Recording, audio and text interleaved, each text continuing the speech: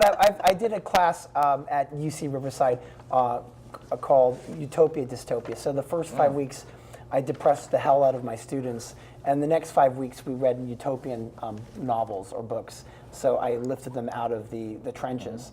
And so it was a way of examining, I think, and also correction to the kind of huge engorgement on dystopian science fiction, that we're really being engorged by dystopian thought and dystopian writing, and it's a cheap kind of answer, and it's a debate within the science fiction community about whether or not they should go back to having those broader visions. There's a book called Hieroglyph that's part of a Hieroglyph project by Neil Stephenson, and they're trying to create science fiction that's positive and provides a better future rather than dystopian future. And right now it sells books, it sells movies, but we're being drenched in it, and it's a problem. Yeah, we are in what we've titled one of our episodes in this terminal dystopia syndrome.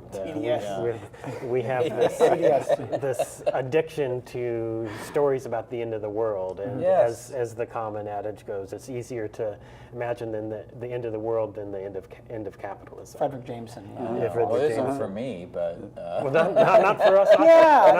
Neither for us, and that's why in our project, this particular collaboration, this podcast that we produce, the Future Is A Mixtape, we are overtly utopian.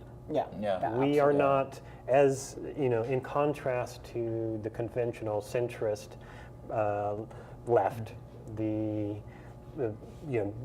common democratic narratives that are afraid of utopia, right? So the reformists are afraid of utopia because we can't, it's not achievable.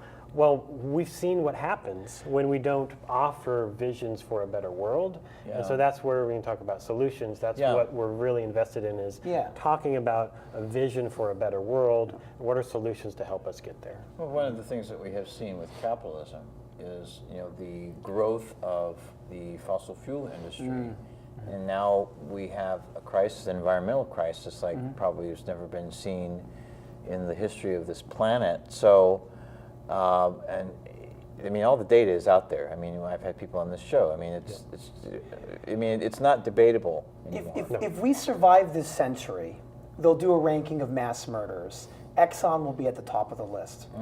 We're locked into mass death right now. So when the Trump election occurred, Trumpster fire started, I could see Florida turn red, and I was actually seeing the color blue, because Florida's going to be underwater. It's locked in. That's right. It's locked in. No matter what we do, half of Florida's underwater. And a lot of these South Pacific islands probably as well. Yes, absolutely.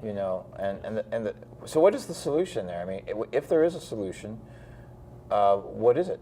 Democratic socialism, at least initially, as a kind of the kind of infrastructure projects as well as reparation.